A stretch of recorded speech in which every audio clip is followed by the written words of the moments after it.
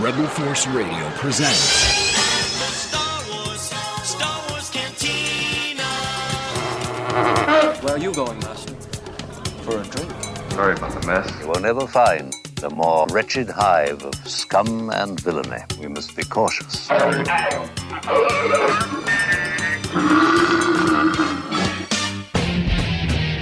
Hey, Star Wars fans, Jimmy Mack here with you, and I'm sitting in the lobby of the Four Seasons Hotel in downtown Chicago for what promises to be an incredible night. George Lucas is in town. That's right, George Lucas, the writer, director, and creator of Star Wars. And the Gene Siskel Film Center of the School of the Art Institute of Chicago is honoring George tonight, who will take part in a Q&A hosted by Jon Favreau. Jon Favreau, welcome to Chicago. Hi. Must be a huge honor. Welcome back, Jimmy. Exactly, yeah. exactly. It must be a huge honor for you to be here tonight, hosting this evening for George. Yes, it was it was one that when the request came through the office, they said, usually you pass on this type of stuff because I'm right in the middle of directing Iron Man. That's right, yeah. But then they said it's George Lucas, and he's getting the Gene Siskel Award in Chicago. Yeah. And I said, I'll find the energy. just put it on the books, and here I am now, right in the middle of shooting. It must be the rarest of occasions to get you off the set to come. It is, and then also even if it was in my basement, I'd be intimidated because here I am. I have to speak one-on-one with George for whatever it is, 45 minutes, and do an overview of his career. And this is an important night for him. And the fact that he even thought to ask me was a huge honor. Does it surprise you that he's such a big fan of your work? Yeah, I didn't really know that I was on his radar. Yeah. I talked to him at Carrie Fisher's birthday party once. I mixed Iron Man up at the ranch. Yeah, right. Talked to him for a few minutes there.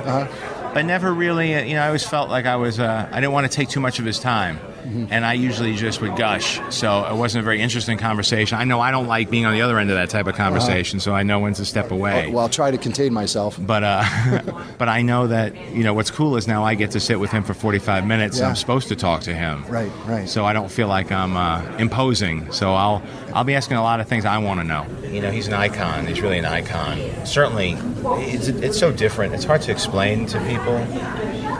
Lucas and Spielberg are in a very different category among filmmakers because you can't really fully appreciate what they do unless you're forced to walk in their shoes and understand what they both bring a different side of the coin to the table.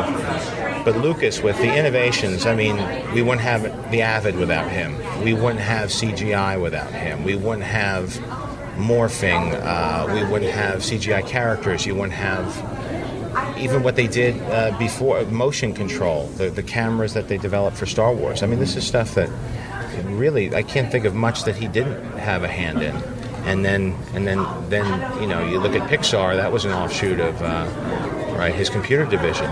So the guy was extremely relevant and took time away from his filmmaking to be prolific in changing the industry of film technically. So there's a tremendous wealth of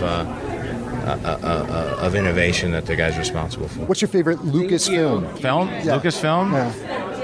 You got to go Star Wars. You got to go Star Wars. All right, John, take care. All right, here he is, the man of the hour, George Lucas. Hi, George. Would you mind holding onto my microphone, please? Holding your microphone. Yeah, just so. Thank you. It's like a taser. Oh, yeah, I've heard that before. Put that thing away. I've heard Zap. Of course, it's an honor to meet you. I would never tase you, for sure. Tonight's an amazing night, so I want you to tell Star Wars fans everywhere how you feel being honored by the Gene Siskel Film Center. Well, it's really exciting. I'm a big fan of Gene Siskel, and this award is being given not only in terms of the content, but also the fact of the innovation and technology that goes along with creating stories and that sort of thing. That the two things go hand in hand. And Gene Siskel was a huge fan of Star Wars. And I'm a huge fan of Star Wars. I saw Star Wars in 1977 when I was 8 years old, and it had an impact on my life. I'm a radio professional as a career, but my passion is Star Wars, and this podcast is my passion. And you set out to create a mythology that children of the times of the 70s could latch on to, because we really didn't have anything. And Star Wars is something I share with my boys now, and I just want to let you know that it's multi-generational. It's more than just a mythology for kids from the 70s, but you succeeded. from one big kid, on behalf of Star Wars fans, I want you to know that we really appreciate you creating that mythology. Well, you're welcome. Well, we're definitely on our third generation now. With Clone Wars, we have a lot of 5-year-olds that are completely obsessed with the whole thing. They will eventually go on and see the features. Yes. And it's odd to to watch the fans evolve. When we brought out the second trilogy, we were getting. From the older group, it was definitely a generational split. It was just very clear that the older people said, "Oh, 4, 5, and 6 are the movies. These new ones are no good. Don't forget about them." The younger people at that time, the 10-year-olds, were all saying, "No. These are the movies. The new ones are the great movies. Those old ones are kind of stodgy and old and slow and not as exciting enough." And now we have a whole different group that know everything about Clone Wars, and you ask them about Star Wars, and they say, "I don't know about Star Wars. I haven't seen that, but I love Clone Wars." Yes. That's great because 2 of those young fans live in my house, and Friday nights are very special when we get to gather around the TV to watch the Clone Wars. Our show entered our film in the Adam Film Star Wars Fan Film Awards last year, and we won 2 awards, one for Best Animation and Fans' Choice. It was called the George Lucas Hip Hop. Did you happen to see it? Oh, yeah. You did. That was very good. I hip and I hop with Jar Jar and Mace. Greedo shot first, so in your face. Ring any bells? Yeah, very good. Well, I'm glad you saw it. And today is a friend of ours, his birthday, Ralph McQuarrie. It's his 80th birthday. And I was just wondering if you had a birthday shout out for Ralph. Well, I tell you, happy 80th, Ralph. It's George, and I hope you all the best wishes for the day. You've been there right from the very start. Thank you, guys. Thank you very much, George. Somebody who probably knows George better than anyone is Mellody Hobson. Let's go say hi to Mellody. Hi. Mellody, hi. Hi. I'm Jimmy Mack. Mm-hmm. It must be a huge honor for George tonight to be honored by the Gene Siskel Film Center. I mean, it's been a long road for him to get here. I mean, obviously, he's gotten a lot of awards and honors in the past. What makes tonight special for George? I think because it's Gene Siskel. Yeah. And, obviously he is his name and his influence in the film industry is really, really, really well known to everyone and was so significant. Mm-hmm. And he's a legend. Yeah. And so the idea that George could come here and receive an award from a center that is related to someone who did so much for film, I think is very important. And Gene, of course, was a huge Star Wars fan. Are you a big Star Wars fan? Yes, I am a big kind of a Star silly Wars. question to ask. No, I love Star Wars. Yeah. I love it. What's your favorite Star Wars movie? Oh, she's thinking about it. It's interesting. I love them all, but I love The Empire Strikes Back. Yeah, that's a popular fan's choice. Yeah. It really is. Everyone loves Empire. What about Empire appeals to you? I don't know. There's something about the energy in it and the creativity. I mean, the whole world is so creative and the whole way that it's been done. But that story for me is the one that I just remember affecting me so dramatically as a kid. And is George still excited about the future of Star Wars? Oh, he loves it. Yeah. He's mad for the world. I mean, it's just something that every day he talks about and thinks about, and it definitely is. It's a big, big, big focus of his thoughts and creativity. And you guys also are friends with Barack Obama. Is Barack a Star Wars fan? I don't know. I've never asked him. You've never asked Barack Obama? I don't ever ask anyone that question. No, I do. I ask everyone that question. But you know what? I think we need you for a photo. Okay. It looks like they want you for some pictures, so thank you so much for taking the time to talk to us. Can I get one more question with you, George? The future for Star Wars certainly looks bright with the Clone Wars and the upcoming live-action show. You've given us a lot to talk about. It's a very exciting time to be a Star Wars fan. What excites you about the future of Star Wars? I don't know. It's just fun to do it. Really incredible moment has just happened here tonight, folks. A young child from Make-A-Wish got the chance to finally meet his hero, George Lucas. He got to spend several minutes talking to George, asking questions, getting autographs. Amazing. Let's go check in with this little kid and see what the experience was like. What's your name, buddy? My name is Blake. Blake, and you just got to meet George Lucas. How was Yes, that? oh my God, I'm in awe. I'm awestruck. I mean, he has been my childhood hero since I was 5. I'm 15 now, so that's 10 years. And I am just amazed that I get to be here today and do this delightful event with him. Well, you got a few minutes with him. What did you ask him? I asked him how difficult the directing experience was, and what did he say? He said that making a movie is a very, very difficult job. You have to make sure that everybody's there, and he told me, he listed all these things that were just conflictive with the agenda. Yeah. Where are you from, Blake? I'm from Fort Worth, Texas. Okay, Fort Worth, Texas, and you flew up here to meet George Lucas. It's an amazing opportunity, isn't it? Oh, yes. Yeah, chance of a lifetime, wasn't it? Yes. You still got the goosebumps still? Oh, yes. I still do. I think I'm going to have a seizure with all those light flashes. Oh, yeah. There's a lot of media here today, but that's great that you got the opportunity to meet your hero, because you know what? I did too. I have good news for you, my lord. That's good news. Come closer, I have good news. All right, your headlines. We'll start with, well, our biggest story. The adventure with George Lucas continues. Jimmy, you got some exclusive clips of the Q&A session with director Jon Favreau. Well, I shouldn't say just director Jon Favreau, filmmaker Jon Favreau, actor Jon Favreau, producer. He's got lots of titles and wears lots of hats. So not only were you seeing a big star in George, but also Jon Favreau. And I love that show he did on, I think it was the Independent Film Channel, or it might have been on Bravo, one of those, Dinner for Five. Do you remember those shows? I do. He was fantastic on this, and he did such an awesome job at the Four Seasons. Saturday, June 13th, George handpicked Jon Favreau to conduct this Q&A with him. And it wasn't like anyone supplied John with material. He went and did the research and looked back at his fandom, his Star Wars fandom, and his Lucasfilm fandom, and realized that this is a great opportunity to be able to really pick the brain of a mentor. So John left the set of Iron Man 2, which is unheard of. I mean, that Iron Man is consuming his life right now, but he left to get on a flight to come to Chicago and do this Q&A with George Lucas. And Jon Favreau is a Chicago guy at heart. He spent several years here doing improv comedy before his career really took off with Swingers. And didn't even realize that he was on George Lucas's radar. Met him briefly once or twice, spent some time at the ranch doing work on Iron Man. He told us that he was there for 3 weeks doing post-prod on Iron Man, sound mix, etc., but never realized that George Lucas had even seen any of his movies, much less be a fan of his. So it was a big thrill for him, and he took it very seriously. And it was a real, it was a black tie event. It was like a wedding, like I said, that was that sort of atmosphere. And they were up on stage, and I did notice George starting to become more and more comfortable as he was sitting up there. And John did a fantastic job. So I'm so proud to be able to bring you guys this exclusive podcast footage. You're not going to hear this anywhere else. This is Jon Favreau in Chicago interviewing George Lucas, an adventure with George Lucas as he's being honored by the Gene Siskel Film Center.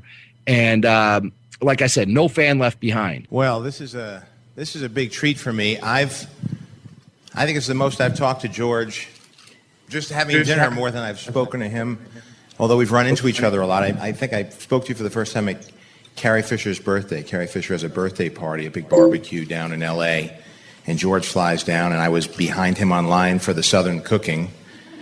And then after George leaves, Carrie busts out the Star Wars Christmas special every year that she pops in. So we all watch that together. But I got to speak to George about what he does and Skywalker Sounds. I ended up mixing Iron Man up there at the Skywalker Ranch, and we'll cover a lot of these things tonight. I have some. I misunderstood. I thought somebody told me this was a roast, so I'm probably not gonna. These probably aren't gonna work out. So we'll wing it. Let's get into it through what I think is your entry point, and certainly what I've learned from hearing you speak and being affected by the people who have influenced you.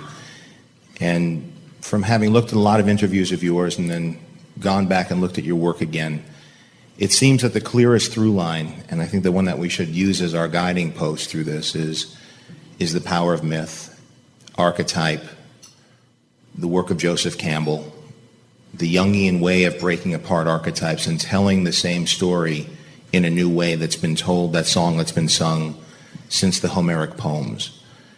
And the reason for your success And the reason that you've been able to electrify the whole world with your storytelling seems to be falling back on the old principles that had been abandoned. So I'd like you to speak a little bit about your basic thesis approach to making movies and telling a story in that context. Well, I think, writing is a very difficult thing, and you really have to pull it out of yourself. And I've written everything I've done, so I'm not sure why, because I hate writing. But the idea of making a movie that somebody else wrote just doesn't connect to me. And almost everything I do is informed by the kinds of things I wanted when I was young, and what I spent a great deal of my time in high school wanting to be a race driver and cruising the main street of town and working on cars. And then after I got out of high school, I wanted to be an artist and an illustrator. And I ended up in the social sciences, majoring in anthropology, and was going to go to San Francisco State as an anthropology major. And then through serendipity, ended up going with a friend to USC and discovering that they had a school where you learn how to make movies. And I had no interest in movies. But as a result of that, I got into something that actually covers all of the things I was interested in. So one of the main influences, you'll see all of those influences in my movies in terms of where they come from. It's sort of an illustrator's flair for the dramatic as opposed to a fine artist, somebody who actually is doing emotional art and storytelling through art. There's always, I love speed. I love the motion part of motion pictures, and became very fascinated with that in school. So I'm very much into the pure cinema, the actual how motion pictures work. Let me pick that apart a little bit. So you got speed and you got cars, and you also said something very interesting, that you appreciate an illustrator more than a fine artist. And if you've ever been to, I've had the good fortune of being at the ranch. I mixed Iron Man up there, and was there for 3 weeks. And I'll talk more about the ranch in the second half of this, but essentially George has created this wonderland that any film fan or filmmaker would love to be at. It's beautiful, arts and crafts inspired architecture, state-of-the-art technology. And there you are, and essentially a shrine to filmmakers of days gone by. You stay in a room. Each room is themed after a different filmmaker or writer. There's the Kurosawa suite. There's the John Ford suite, which I stayed in. Dorothy Parker has a suite. And they're all themed around them. And it's not a thing you could get a reservation for. You have to be a guest of the ranch. And it is a storied location. And to be mixing Iron Man on the Kurosawa stage really brought a lot. And then, of course, George pops his head in, and he's in the main house, and you're having lunch together, and it's by Lake Ewok. So that in and of itself is inspiring. In this environment, you have beautiful artwork hanging on the walls, and I noticed that the artwork wasn't fine artists; it was commercial artists of their time. It was Norman Rockwell. Beautiful original Rockwells and Maxfield Parrish originals. And as George says, these were not artists that were doing it they were not commissioned by the church in years gone by. These were people who were paid to sell calendars or soapboxes or the cover of a magazine. And it's where commercial popular art meets an inspired take on your craft that come together, which I think is a great defining aspect of your career. Because you came along at a time when the studio system was falling apart, the old way of making movies wasn't working, then the Raging Bull approach of youth-oriented movies was coming into play, starting to make money. But it wasn't until you and Stephen both were doing Star Wars, Jaws, that an old-fashioned way of reinventing old genres came back around. And I found it interesting that you embraced what you grew up with, which was the Saturday morning serials, after you sort of thumb your nose at it a little bit at the beginning of THX in this dystopian view of the future, this Orwellian view. And then you turn around after making a very earnest film with American Graffiti, a very nostalgic film, and then embrace the genre that hadn't been used before, and now are creating a whole new set of myths. And for me, I was a kid. I was a prepubescent, a tween, whatever you call it now. And I saw these movies for the first time, and for my father it was nostalgic, but for me it was a whole new world. So how did you shift as a person to go from somebody who was really questioning man's relationship with society in a way that was a little bit more cynical to one who was telling these incredibly earnest, swashbuckling adventures? Well, again, the secret is you do end up having to work out of your heart. You have to do what you really care about. You have to do subjects that you really believe in and that express your feelings or your observations on the world. So everything in my movie centers around things that I love and I care about. And then I do end up with these observations about, which is really comes out of the anthropological part, which is why do we think the way we do? Why do we? And I had a couple courses in mythology, and became very fascinated with the idea that from my point of view, mythology was a form of psychological archaeology, because you're able to go back and actually see what people were thinking 3,000 years ago. What did they love? What did they hate? What were they afraid of? What was their relationship to their parents? What were the real emotional issues they had to deal with? And I was always curious about the fact that I felt that those issues still worked today, and people still had the same feelings, the same issues with their parents. And it's not just psychological. It's a slightly, once Freud came into the picture, it became a little bit more specific. I was more interested in the Jungian point of view, which is a little bit more general in terms of how these myths get passed on. And in doing Star Wars, in my anthropological class, I read a lot of Joe Campbell. And when I was doing Star Wars, I went back and reread it and started doing a lot of research on the various motifs of comparative mythology, which is what are the things that are common to all myths all over the world, all cultures, and what are the things that are the same, and I wonder why they're the same, and I wonder if that holds a certain truth. So when I did Star Wars, that's where a lot of that came from. It was actually a giant experiment to see if those issues, those psychological underpinnings, still touched people today the same way they did several thousand years ago. And I think we realized the answer to that question is absolutely yes.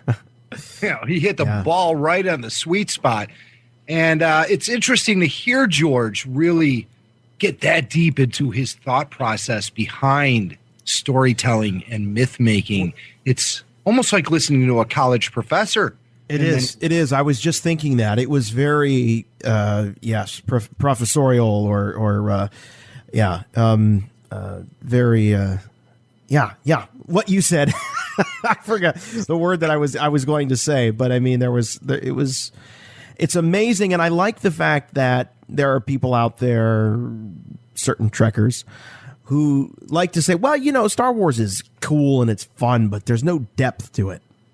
No depth to this? This speaks, Star Wars, the mythology of Star Wars speaks to the very essence of what it is to be a human being. It's amazing. It's just what George said. It is the amalgamation of all these myths and the way they're transferred from one generation to another. So when I get so excited to hear George talk like this, we plugged the Charlie Rose interview that's available on audible.com that George did. George has done a number of interviews. There's the Charlie Rose, there's the Bill Moyers, and it's always such a treat to hear George really talk in depth about his craft. This is a lot of fun tonight. Right. It's not that he's just making this stuff up as he goes along. No, he's not lucky, folks. There's so much research going on. And yes, he made Star Wars this melting pot of the history of storytelling from modern to ancient times, going back. And he took all the little ingredients that made the stories so powerful and so and what made the stories have longevity. And they took it and made it into Star Wars, something so fun and something that we can look at and consume. It just doesn't happen. Just like you said, Jason, I love that. He's not lucky. It took a lot of work. And what he learned along the way was how to tell stories. And Jon Favreau brought that up to him. Could you talk a little bit about what the word story means? We hear it bandied about a lot. Well, story ultimately, and storytellers are their job really is to bind a society together. Their job is to find the common thread that make us all one people. In Homer's day, that's what he did. I mean, the storytellers of that day, and even before, when there was just people sitting around caves with fires, the storyteller would come and he would tell all the great stories. And the stories basically reflected what that society believed in. And that was how the culture ultimately was passed down from one generation to another. You can't just sort of stand people up against the wall and say, okay, now you're going to learn about our culture. It's never really happened that way. It's always happened with the use of imagination and fantasy and metaphor and things where the people get what the issues are, what the morals are, what's expected of you, what the rules are, without actually saying, these are the rules, here it is, memorize them and do it. And as a result of that, I just became fascinated in that part of storytelling. And that is the thing that as you go along, you realize that in the end, I mean, there's a lot of issues, but the storyteller, his job basically was to tell the story. And in order to, and that's why he'd come to something like this and, he'd tell you a story and he'd get paid some money or he'd get a free dinner. And that's how he made his living. It's the same as the guy on the street corner, the hat and playing the violin. He was an entertainer, but he was a cultural entertainer, and he was passing on cultural information. But first and foremost, he had to be an entertainer. In the beginning, they had the advantage of being live performers. There's nothing like a live performance to make you really understand what works and what doesn't work, because if it doesn't work, everybody kind of sits there, and if it works, they respond. And so a lot of the stories that have come down, which is basically mythology, was honed over and over the centuries, passed down from father to son. And the things that really worked were put in there, the things that don't work weren't. So what you do is, for me, I have found that in telling a story, you're telling something that connects to everybody, that everybody has some sort of psychological connection to. And then on the other part, you're entertaining. You try to scare people, you try to make people laugh, you try to make them cry, and you do all the things that ultimately people like to do to be entertained. Now, that's kind of the cultural art form.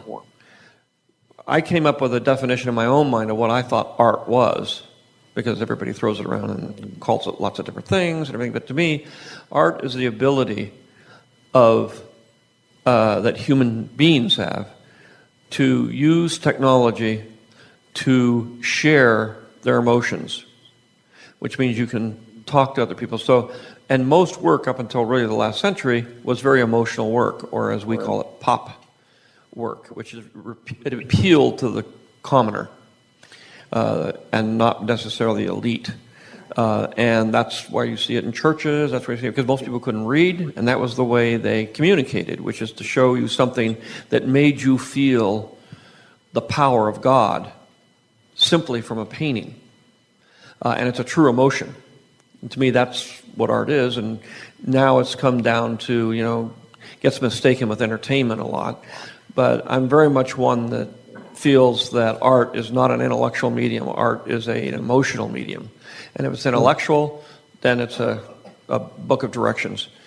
And you can, the one art form where that combines itself in a more intricate way is in the written word. But even in the written word, mostly it's an emotional connection that makes you like the work. It's not an intellectual connection that makes it work. And you're also, what I thought you were going to say was architecture, because that's another one of, you've been incredibly prolific, and unfortunately, the same amount of people don't get to see what you've been able to accomplish as in your films. But I've been there at Big Rock, and I've been there at the ranch, and I think that's another one of those disciplines where you're using technology, and also it's another one of those art forms that you can't just do alone. It's not like a painting. You need to bring together a group of craftsmen to support you in a vision to create an emotional response as you walk into a space. Yeah, it is. It's the great thing. I mean, I love architecture, and that's what I do for my hobby, is build things. I wanted to be an architect when I was in high school, but I couldn't get through the math, so I just gave it up. And but now I can do all the part where you design the building and let the architects actually figure out how to make it. So architecture each art form is very, very different. And that's a lot of things people get confused about how all these things work. Reading, the spoken word, that kind of storytelling, well, especially the reading. Reading is an intellectual exercise. It's not... you see words, you take words, you put it into your brain, you translate them into your imagination, and then they swim around how you place the words. It creates a picture in your head, and that's where you do it. That is very, very different than, say, music, where it only goes in your ear, and music is almost completely emotional. Most of the other art forms have two components, which is emotional and intellectual. Music is 80% emotional and 20% intellectual. It's just and it's so emotional that even a dog can understand it. I mean, it just completely crosses all boundaries, all borders. And since that's what I do is emotion, you get into these things where, especially like in a house, where you actually have to build an environment. It's a whole different kind of an emotional experience that you actually walk through, where movies have to do with motion. It has to do with a finite amount of time, which is similar to music, but it's you're moving through a space as opposed to a book that you can pick up and put down.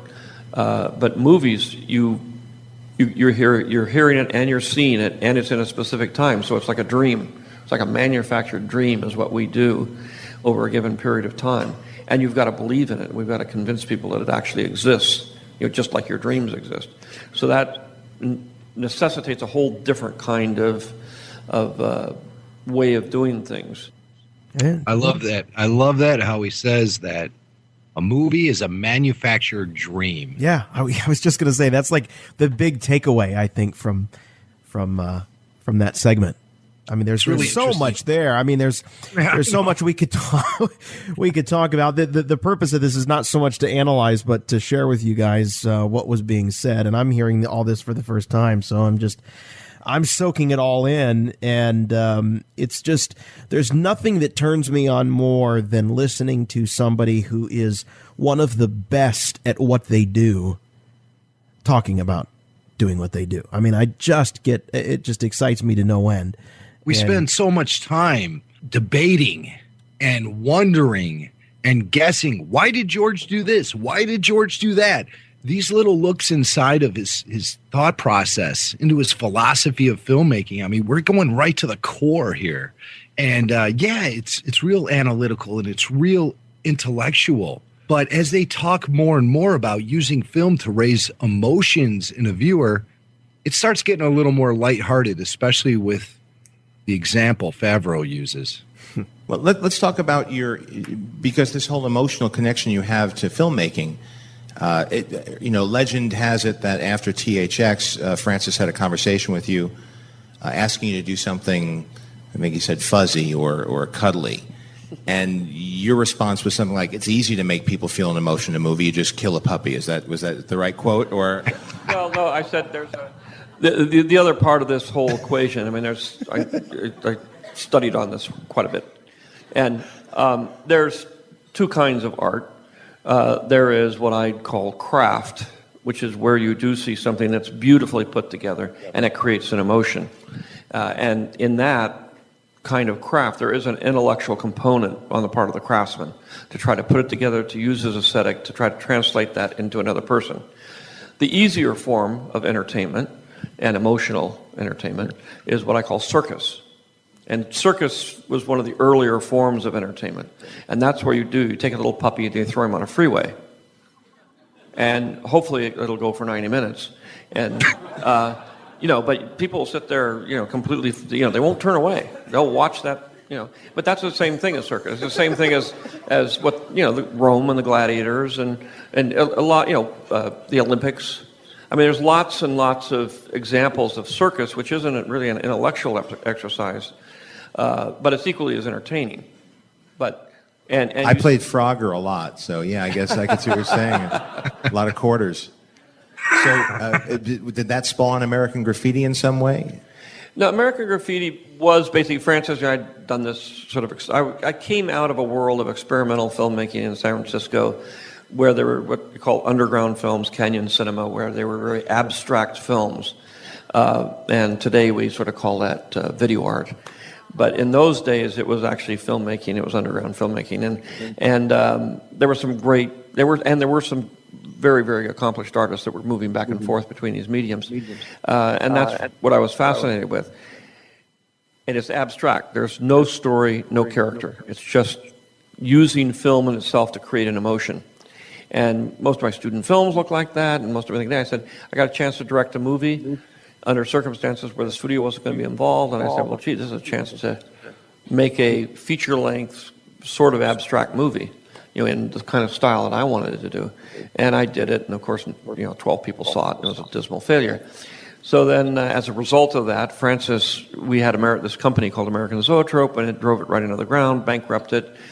We owed a whole bunch of money. I certainly couldn't make a living. Francis could. He was actually what you call a professional director.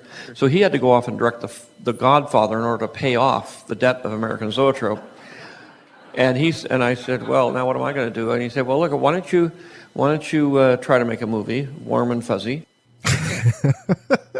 I like that the Godfather was, I got some debts to pay. It's very Godfather-like. I have debts to pay. So I got to go make this mob movie, this little movie called The Godfather. Amazing. I thought that was just really telling in how George uses ancient storytelling as the backbone for a lot of things he does. He even brings up things like studying things like the Roman gladiators and what was it that got those audiences off so much. And so what he does, he calls it circus. Right. And the example is throwing a puppy on the freeway and hoping it dodges cars for 90 minutes and people sit there and watch the whole thing. There's craft and there's circus. And here's the guy who in many people's minds is the epitome of popular film. And he's making the distinction not between pop art and, what some consider real culture or some people say films. There's movies and there's films. But George is making the distinction here between circus and craft. And I love that he frames the argument that way. Right. Yeah, it's brilliant. It's really brilliant. We are sitting here in the auditorium for George Lucas 101. I mean, who wouldn't want to take this college course? Yeah, no doubt. Fantastic. So a lot of the evening was about that. They got into talking about architecture a lot. Strangely enough, and also very astutely, Jon Favreau brought up, of all films, Radioland Murders, because that is the film that George really started to develop his technique of using an all-digital set. And we've seen what he can do with that. I mean, we know like the back of our hand what he can do with that. Right. So it was revolutionary at the time. He didn't use it to push the envelope, push the boundaries like he did with episode 1, 2, or 3. But that's the place where he came up with the technique, which leads us to our last clip. And this is the end of the conversation. This is the end of the evening. It seemed like Jon Favreau could have gone talking with George for another 3-4 hours. They had to stop him. Yeah. It was only supposed to be 45 minutes and went on for over an hour. Huh. But we're going to play this clip, and this is from a secondary source because we had a little problem with our patch into the soundboard. And I mean, these things happen in a live situation. everyone knows that our motto is no fan left behind. So we run a backup, and our backup microphone picked up the room audio. And I want to play this for you. Like I said, it's a little harder to hear than the previous audio we've played because this is off a mic in the room. But it's interesting because George talks about the future, and everyone wants to know what's coming up in the future, what's going on. And so he talks about how digital film technology has made things easier for him to tackle a lot of projects at once, especially writing for television.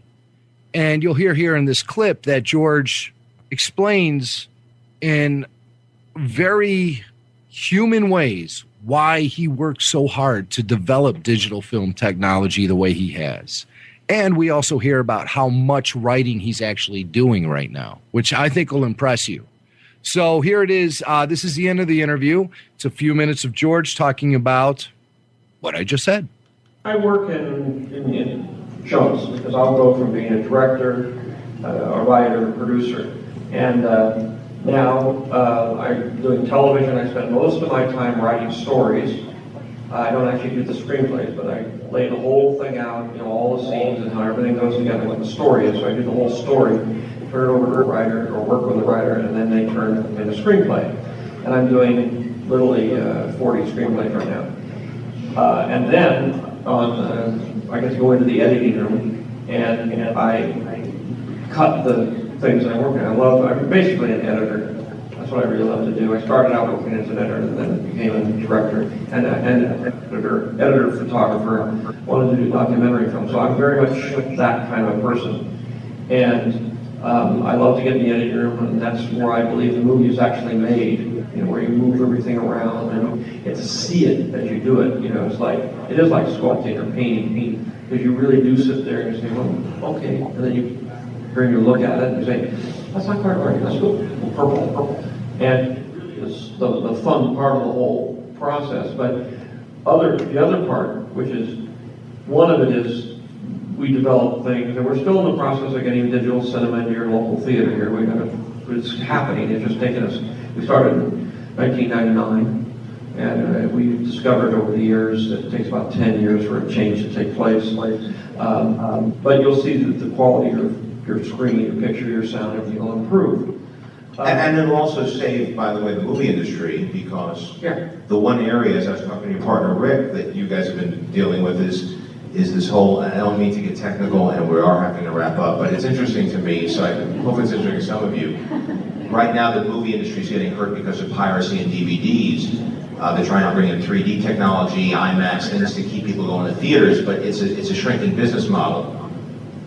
With digital distribution, there's a big whole line item of P&A, prints and advertising, that are going to be greatly reduced, and that's one area where we could actually enjoy savings to allow us to continue to make movies.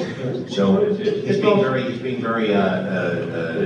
When you see the special effects, you can see, oh yeah, we could not do that before. Some things did not exist. And because of the finances of movies, when you go to the 60s and the 70s, they all just did contemporary street movies. They couldn't do historical movies, they couldn't do any kind of epics. So it opens up the where you can make movies and how you can make movies. A lot of things are purely because I work physically in the business. And we look at editing, and I'm an editor, and I look at editing, and I say, God, there's got to be a better way of doing this. This is, you tear sprocket holes, you got to take, and so it's a really cumbersome process. So I invented digital editing. You don't have to do any of that stuff. And it's the same thing with a lot of it, where apparently I'm a lazy person. So I don't want to have to do any more work than I actually have to. And if I can get a computer to figure out how to do most of it, and I just get to do the fun part, it comes really from, again, my hobby of architecture. The math is really hard, and learning all the rules and everything is really hard. So doing the drawing of what it's going to look like is fun. And so I got in a position where I could just do the fun parts of life and not have to do the ugly parts of life. And I worked very hard to get there. It's what a lot of people like to do. And then I discovered on top of it all, which is why it took 15 years out, is the real part of life is raising kids. Well, that's a great note to end on. I want to thank George and all of you.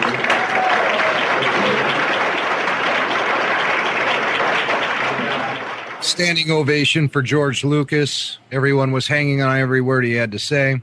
What I love about that last clip is that he reveals he's working on literally 40 screenplays for television right now. I wonder what those could be.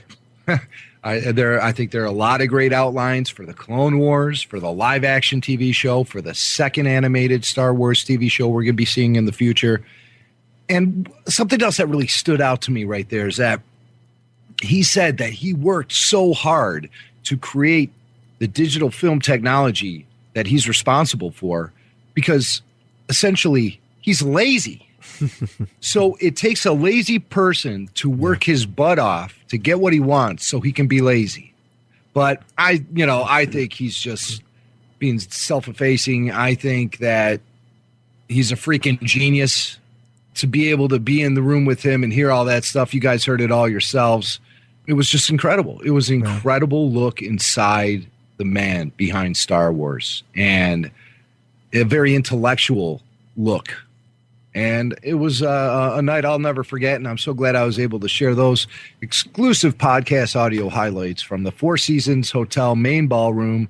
It was Saturday, June 13th. George Lucas was in Chicago to be honored by the Siskel Film Center. An adventure with George Lucas, Jon Favreau on stage interviewing one of his idols of all time, George Lucas. Yeah, incredible. And, we all got to be there for it. Incredible night, man. I mean, this was it was a fanboy's dream. He never disappoints when he sits down for a real serious conversation. Rebel Force Radio. The Force is strong with this one. Your source for the Force. The defense calls George Lucas. George Lucas! State your name and latest film.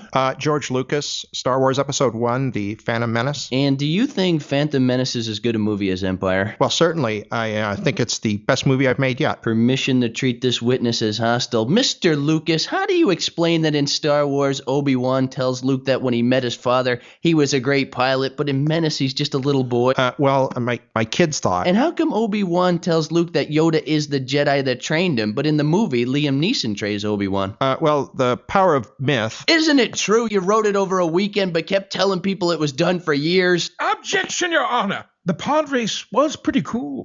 Rebel Force Radio.